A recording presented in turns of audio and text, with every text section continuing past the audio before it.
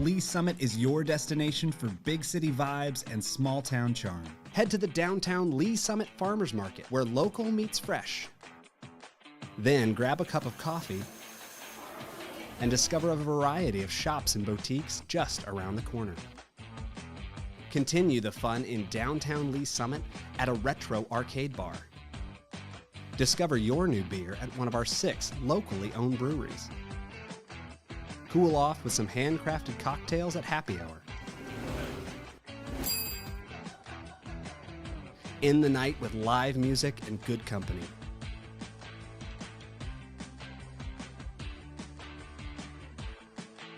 Lee Summit, Missouri.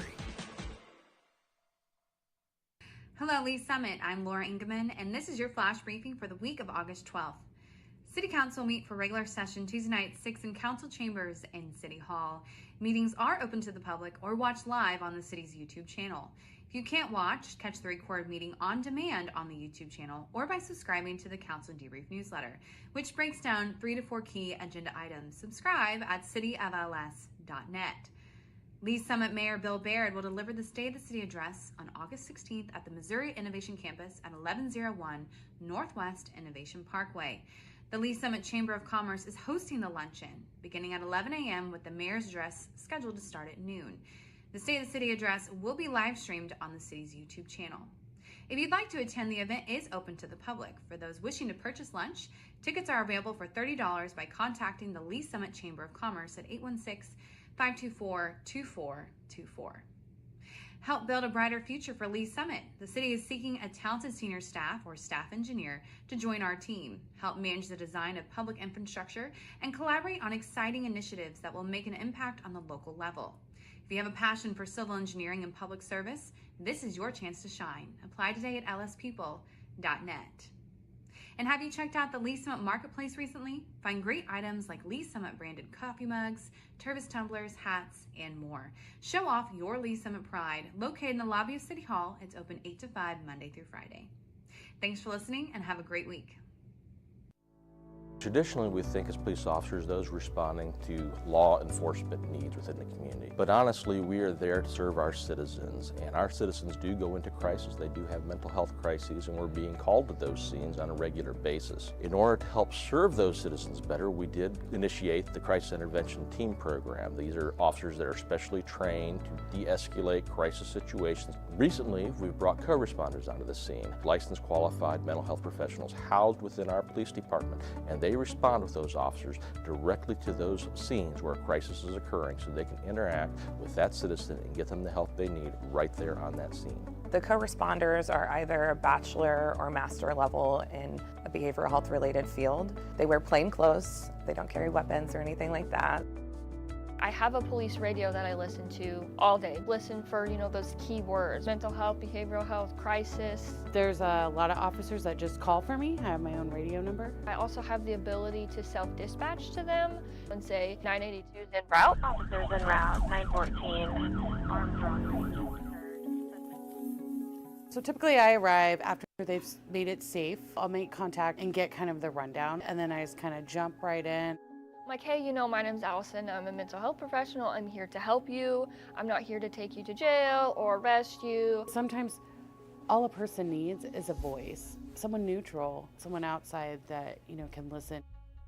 I do a lot of safety planning, including family, their support network, who's close to you. If they're home alone, who can come over and hang out with you today? Can we lock away your sharps? Can we put up your meds? Do you need meds? Can we get you over to the urgent care to get you assessed for your medications? Some of them also are like, oh, I'm so glad you came. This made me feel so much better. Our main goal as co-responders is to, one, get people connected to the services that they need, and also divert from emergency rooms and jails. And they almost get a different view of the police responding. That lets me know you care and the officers care.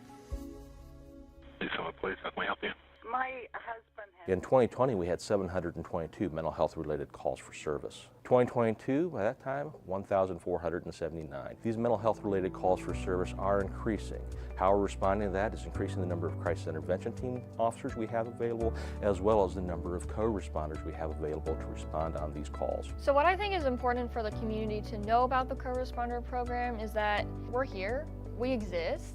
All you have to do when you call 911 is ask for us. You know, say, hey, I want a co-responder to respond to this crisis, and we'll go. I was really struggling about 8 years ago on my personal journey with mental health, and I met some amazing social workers and amazing programs that have helped me get to where I am today. I really couldn't see myself doing anything else. We want to help, and that's what we love to do. So I had a client, we got a call, she had some suicidal ideations, and she really felt that she had nobody. And you know, and getting to know her story and getting to know who comes around and sees you, well then we found a support person and they responded immediately. And we made a plan. I called back and checked on her in an hour, and then I checked on her in 2 hours. We were able to get her into the additional services to where she talks to someone every week or more. I just took a person that really just thought they had nobody and nobody would show up for them, and show them you do. And you'll be amazed who is in your corner if you just simply say, I need a little help.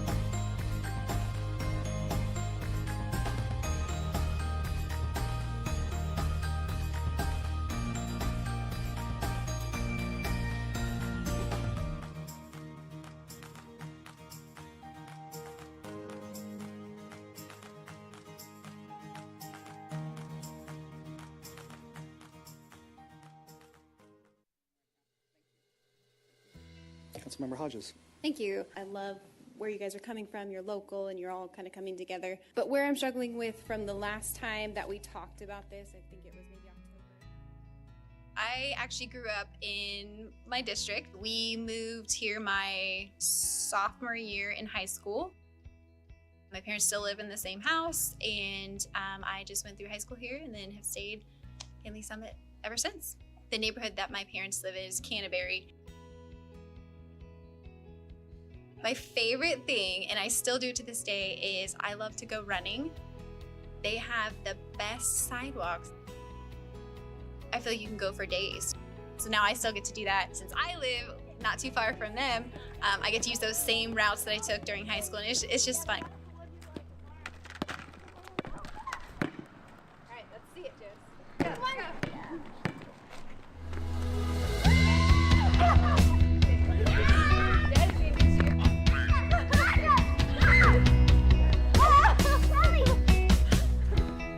We're a big soccer family. I love sports, I love to watch sports, and it's even more fun to watch sports when my kids are in it. I coach my little daughter Josie's team. I have since kindergarten. We do the basketball, we do softball, we're gonna do volleyball, and it's just so much fun. I, Faith Hodges, do solemnly swear that I possess the qualities. Something that I would like to accomplish while on City Council is to get more family activities here. You know, I don't want to have to be driving my family to, say, the Kansas side or any other city but my own. And I want to be able to invest in our city and make family memories in our city. Open the Public hearing in the matter of K1 Speed, Diventures, Crack Shack, Blue Jeans Golf. Councilmember Hodges. I just want to say thank you for bringing this to Lee Summit. I grew up at this. My grandpa would take us there, so I'm excited that now I can take my kids there. Bill number 23-0, pre-construction services for the downtown Market Plaza project. I'm just as excited as everybody else about the downtown marketplace. I'm extremely excited about the community that it's going to bring, bringing more family things to do to the city and right in the heart of it. When you presented the numbers, the first time you came to us, it was 25.5%, and then people were like, oh, being on council, it's not a lot of work, not a lot of... I think it was a bit of a surprise when there's so much info that you realize you just don't know. Even something as simple as sidewalks. It's like you don't realize how much goes into something like that. After a couple months, I'm like, okay, I'm finally, catching the groove of how things work, learning new things, but also feel like I've got some things under my belt as well. It's been a great experience so far.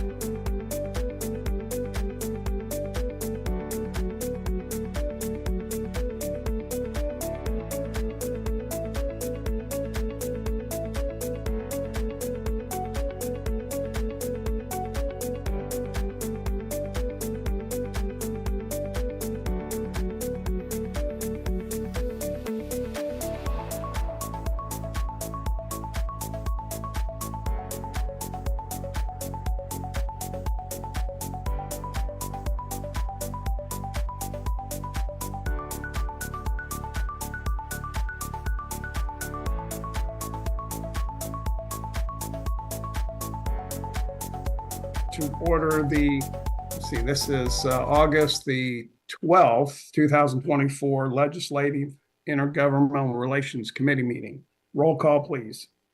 Councilmember DeMoro, Here. Councilmember Pryor, Here. Mayor Baird, Here. Councilmember Lovell, Okay. and he's absent, yeah. Yeah. Looks like we have a quorum. First item is approval of the agenda. Looking for a motion. Chair. Yes, Mayor. Move to approve the agenda. Second. Thank you. I have a motion and a second to approve the agenda. Any discussion on the agenda? Seeing none, roll call, please. Councilmember Pryor, Aye. Mayor Baird, Aye. and Councilmember DeMoro. Aye. Okay, any public comments? Next up, public comments. I don't see anybody. Okay, thank you. Then we'll move right into the approval of the action letter for the June 10th Legislative and Intergovernmental Relations Committee meeting. Roll or motion, please. Chair, I move to approve the action letter for June 10th, 2024. Sorry. Thank you. I have a motion and a second to approve the action letter from June 10th, 2024. Roll call, please. Mayor Baird, Aye. Councilmember Pryor, Aye. Councilmember DeMoro. Aye. Okay, we'll move right into our item of business, discussion of the legislative priorities. Mr. Head. Thank you, Chair. Every year about this time, we begin working on our legislative priorities for the coming legislative session. We usually start in August and try to end them up sometime in November, early December, so that we can go to the council with a resolution setting those priorities. And then we have our brochure or our rack card that we can provide during the legislative session. It also helps me, other members of staff, and even mayor, city manager when we're having discussions with legislators and our lobbyists regarding legislation that we want to support or oppose, or if we're looking for help with a project or whatever the case may be. So it's time for us to start that process again. The last few years, we haven't had huge changes. I know one of the priorities that we've talked about quite a bit coming into this year is related to I-470 and the improvements that are needed there. We do have that in our current priority document, and if you have your packet available, we did put a copy of that in your packet. We did list I-470 improvements, but I do think probably that's one we want to hit harder. Really, this is kind of a brainstorming session. If there are projects that you would like to, or priorities you would like to see us build into this, we can start working on that. We will, prior to the next meeting, we'll send out the Word version of this document so that you can all start really looking closely at that and seeing what things you would like to add. In addition, Crystal and I will be working with staff and get this sort of request for information out to department directors and others to find out if there are some priorities that need to filter up to this process or up to the council in general, but we can make sure that they get filtered up, and we'll start that process at this point as well. So this was just sort of the beginning of the brainstorming, and I think probably in September we'll come back with some more of that information that we've gotten from others. We'll have that Word document that's out there for you all to start taking a look at, and we'll start wordsmithing the language we have, because we do make some changes every year. The general priorities, I think, generally stay the same, but not everything. So that's kind of where I think we stand right now, and let me know if that looks like a reasonable plan to you all, or if there are some things of now, we can start I can start taking some notes and we can start working them into the document now. Well, I think that is the next natural step. If we do have some ideas, we'll just start brainstorming right now and get them out there, and then not really discussing them today, but at least getting them on the list for discussion, or we can discuss too. It doesn't matter. So, Mayor, do you have anything that you want to throw out there? Well, I like this document to be able to have a leave behind. And I think it needs to be generally, the consensus type thing. And then if we have more specific things, I usually take a presentation like the 470.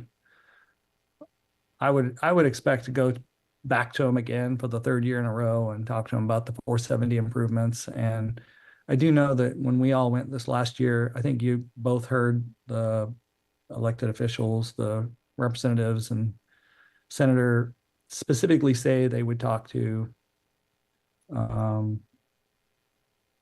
the different people that would help them extract the information from MoDOT to the appropriations committee and things of that nature. So I thought we made a lot of progress last year. But I'm afraid that it takes, I want to keep this really minimal and everything that we're, that here's our values type of thing. Here's what's important to us. And then we can always go with the added features, if that makes sense. Is that what you're asking? Yes, exactly. And in conjunction with that, I remember that, I don't remember where I read it, but I remember seeing the I-44 total vehicle counts per day, and they were not even as much as the total I-470. And I brought that up, and unless I'm imagining, I think it's getting worse. Actually, I mean, there was something happening on Todd George. We had to go up 470 to Costco the other day, and it was terrible. It was just terrible. Both ways, actually, north and south. It just so.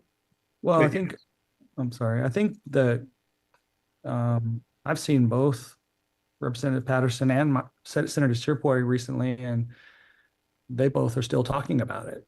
So they're noticing it now, or it's really on their radar. So I think that's a positive for us.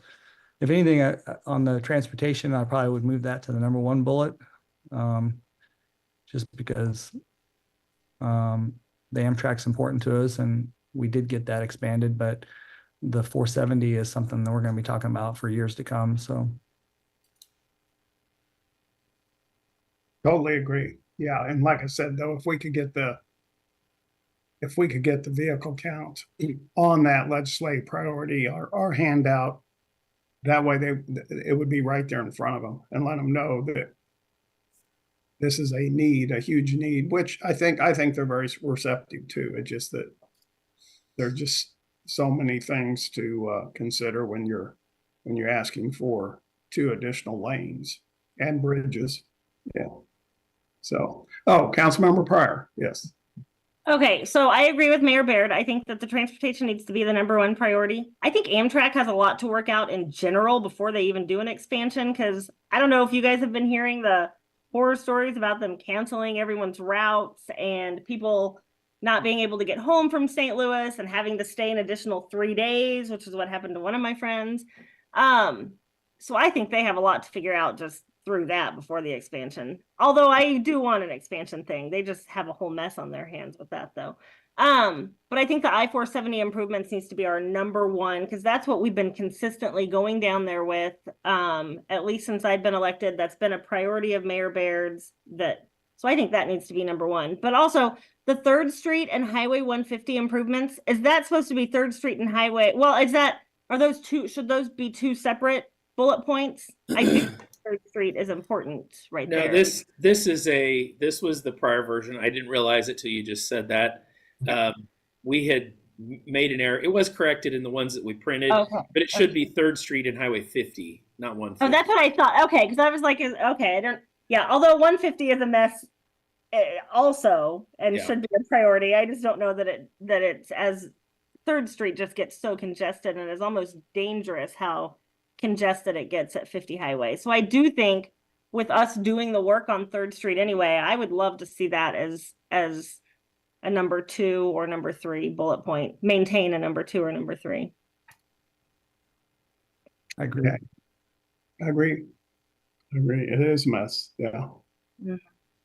And then as far as, and I have a question, we probably talked about this last year. Actually the Amtrak expansion, that is for the World Cup, right? I mean, it's primarily, even though if the expansion sticks, then we'd have it forever. Yes, they're looking at doing a second expansion that'll take us to 3 trains a day before World Cup. That's their hope.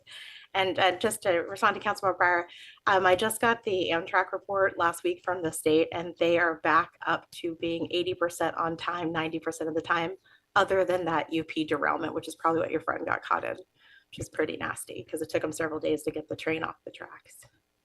Oh, I didn't know that there was a derailment, but yeah, I know that a bunch of them, they're all teachers and they all got stuck in St. Louis.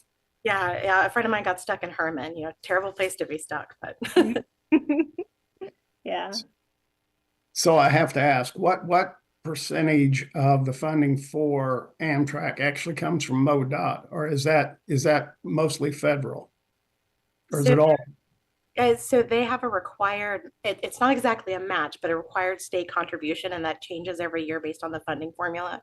And I'm happy to pull that together so you guys can have it at your next meeting. In fact, if you want, I can pull together a nice little Amtrak fact sheet. So if you do go to talk to folks, you have those nice little bullet points there, because it is a pretty complex funding relationship. I'm still trying to figure it out sometimes. Okay, that's great. Yeah, that'd be helpful. Yeah. And then as let's see, I'm going down. I'm going down the list here. A lot of this was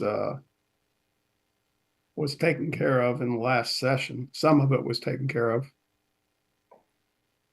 but yeah. Any other comments? Because this is, like I said, some of these were taken care of, and they wouldn't necessarily carry over. Yeah, we can remove the solid waste. Yeah. And the opportunities for growth in tourism were sort of, unless there's unless there's state money out there that will aid our DMO. I mean, it never hurts to keep talking about it, but we're sort of solving that on our own too. So Chairman DeVore, there might be an opportunity. So there is some funding that is only available to certain DMOs in the state. So there may be opportunities to discuss opening up that funding. And then there might be opportunities depending on the new governor of how the governor allocates his budget for tourism, because a lot of that is within the governor's division of tourism. And not knowing who that's going to be yet, the current candidates have different viewpoints on funding tourism. So we'll keep you up to speed as we kind of hear where they're going to land. Well, we definitely don't want to close any doors, and yeah. And we'll take everything they give us and use it wisely. Okay, any other comments from Mayor or Councilmember Pryor? So back to what Crystal was saying, the different governors have different points of viewing tourism, but has anyone, and this isn't a Lee Summit priority. Well, I guess it kind of is because it affects Lee Summit, but like the Chiefs and the Royals, does that fall under like being able to keep the Chiefs and Royals here since we cannot offer a star bond? Does that fall under any sort of tourism? Is that part of a tourism thing, or is that since it will affect how many people come here versus? There's nothing currently in the way the Division of Tourism money is allocated for that. But from what I understand and talking to Brian and our lobbyists, there could be opportunities for the governor to allocate funding to that. Now the question is, where would that come from? who knows, because we don't have star buns. And the current governor never really shared what his plan was for that. He said he had a plan. Yeah. As far as I knew, it never was released. So that'll be interesting to see. I really hope they don't leave the state. But I know, but Kansas is making it so tempting for them. Well, that is something we could figure out a way to word that and mention it specifically in our priorities, because I do think it is an economic development driver of the whole area, us included. I mean, people go out to dinner in Lee Summit before they go to a Chiefs game or a Royals game or whatever, or they may stay here when they're going to go to one of those games. So, I mean, there are definitely economic impacts to us of having them. So I think it's fair to put something in our legislative priorities to try to get the state to step up to the plate and actually work with the county and city and whoever else to keep the Chiefs and the Royals at least nearby. Maybe not that location, but nearby. I agree. I think it's super important. And I mean, and even just having Arrowhead Stadium nearby our airport's the place that a lot of the people that are doing concerts, that's where they land, and and they spend money at our airport. So I think it's important. Yep, I agree. Yep. Mayor, do you have any additional comments? Well, I don't want to be pessimistic, but I'm pretty sure we're at great risk of losing the Chiefs and the Royals both, because they're having to. First off, the state's not chiming in with a plan unless the new governor does, because the current governor is not putting forth a plan. Jackson County has thrown nothing but roadblocks in their way. And the only other avenue being talked about as far as possibility would be Kansas City, and Mayor Lucas has not been he's not been consistent with his messaging of support. In other words, that's a nice way of saying he's kind of waffled on it, back and forth. So all that uncertainty from the state, the county, and the city of Kansas City, I mean, they want to be downtown. The Royals do. The Chiefs want to be where they are currently. And yet, between the state, county, and city of Kansas City, they're not providing any avenues for them to take to make this happen. And then Kansas has now jumped in with the star bonds, like you said, and that's one entity that they have to deal with. Just one governmental authority. And so we've got to get 3 lined up, or at least 2 at a minimum.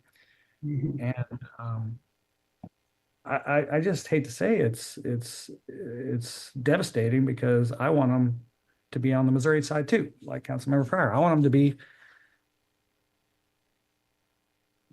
love them to stay where they are, but if one wanted to move downtown like the Royals, that's understandable. But I certainly don't want to drive to Wyandotte to a ball game, and I don't know. I don't know that we have a good plan right now, so might think about it. Brian, put David Bushek's brain on it. Yeah. It's an awful big number. Big number, yeah. I think the Lee Summit Chiefs sounds good. Yeah. And the irony is the star bonds, I don't know what the maturity is on those bonds, but if it exceeds 35, 40 years, I know it's all predicated on sales tax or revenue from the products, but by the time the star bonds are matured, the Chiefs and Royals will be ready to move again. So it's, somebody's going to figure that out. I'm sure somebody's looking at that. But yes, we definitely, they are an economic driver, even in Lee Summit, especially Jackson County.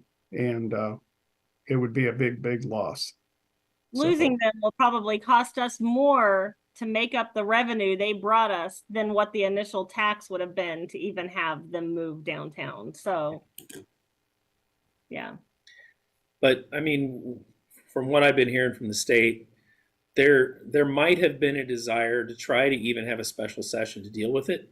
But there were one or two senators that would just, they're certain would completely derail the process. And so nobody was willing to even bring it forward because it would just be sort of an embarrassment, is the reason that nothing was going to come from the state through the legislature anyway. I can guess where those senators probably are from. Hopefully one of those senators is no longer there, so maybe that gives them a little bit less power. Well, I think there are some that are termed out that have been somewhat difficult for things like this, but it seems like, you know, we've had issues over the years where we thought that, and then somebody else comes along. So, you know, you may lose one, but you always get another one or two. So, yeah, it's aligned with the one that just left. Yeah. So no, definitely we need to probably put that on our list because that's a big one. And we'll see what they can do, you know. Just trying to think what else is going on that we don't already have on the list or is yeah. I don't know if this is, I know that I keep hearing that MoDOT is understaffed and underfunded, and I know this isn't probably necessarily a Lee Summit problem, but it definitely affects us. How do we ensure that that is going to be in the next session, that they make sure that MoDOT is properly staffed and funded so we can get things done like trash pickup and things mowed when it needs to be mowed? Is that a priority that we can even step into and say it's a priority, or is that just overstepping? Well, I think there'll be another increment in the gas tax. That's every year, I think. So, I mean, I don't know how much that is worth, the increment. Without taxing us more, or I know it's already been approved. But I mean, yeah, the gas tax increase has already been approved. What is it? It's the total is 10 cents, isn't it? And then it takes 3 or 5 years. I can't remember. I don't know, but I know it's more expensive to fill up on the Missouri side than it is the Kansas side now. So yeah, I think it was 5 years. I don't really remember the terms fully, but I do think it was 5 years. But they have, I know they have a hard time keeping people because of their people that work. Most of them have CDL licenses and they can move from job to job and keep making more money. And that's one of the biggest things right there. But yeah, we definitely see the result of neglect all over. Yeah. Mayor, yes, Mayor Brent. Could we, Mr. Head, can we get something from our lobbyists with regard to understanding just where the state is with regard to funds? Because I understand that they act like they don't have any money, but I'm pretty sure they're sitting on $2 billion that they still haven't allocated. And I've heard that it's really more like $6 billion or more, which I don't understand how it cannot be transparent, but anything they can provide us to help us understand so that we can ask questions when we go. Because I know that a lot of cutting was done to the last budget, line item included. And given how much they're sitting on, I'm kind of at a loss as far as understanding why or how and why they're not funding MoDOT if they're not. So anything that they can provide to give some insight would be great. Okay. We can ask them to put together some information as far as what we know about the financial position of the state and where they're setting on, what's the rainy day fund look like, but then what are their yearly surpluses? Because I know a couple years ago they had $1 billion surplus at the end of the legislative session. So, and I'm sure they had surplus, this year. I don't know that we'll know yet what it is, but so yeah, we can ask the lobbyists to put together some information. They may have better access to it than we do. Okay, thanks. Yep, it's a good idea. Good idea. Yep. So anything else that we can think of? You have anything? Mayor, you have anything that thank you. rises to the top? I mean, we could ask for a lot of stuff. I mean, definitely, but it's just, yeah, we kept the list specific or concise. That way they don't think we're asking for everything. But Councilmember Pryor? Nope, I think that about covers it. Okay. I mean, I'll probably think of something later, but as of right now. We'll have another meeting. Yeah. And if any of you do think of something later, just email me. Okay. What I'm going to do is to take kind of we do have the Word version of the document, the PDF document, and I'm just going to add these in like yellow or red or something, and just to denote that these were items that we discussed, and maybe even reorder those transportation items. And I will send that out to everyone. And then whatever we end up with on that document, I'll send it out right before our next meeting so that we can kind of begin to get some clarity on what we're going to put in there. So if you do have something, you think of something as we go the next few weeks, just shoot it to me and I'll try to make sure that it gets updated into that document. And then we'll have all of our notes. We can decide what stays, what goes, whatever. But we'll have all of our notes that way. Okay. All right. Then we'll move into roundtable. Anybody have any items of interest you want to bring up? Councilmember Pryor? Yes. Were we going to discuss during this meeting, or is it going to be during a council meeting, the Evergy potential rate increase? I don't have anything prepared for you. The last I knew, the city manager was kind of taking lead on that issue. Okay. For your information, Mark has said that, yeah, it's going to come. Mayor, I should defer to you, actually. I think it was going to be, what, a resolution opposing or, saying that we were aware this is happening and how bad it's going to be on our citizens. Is that correct?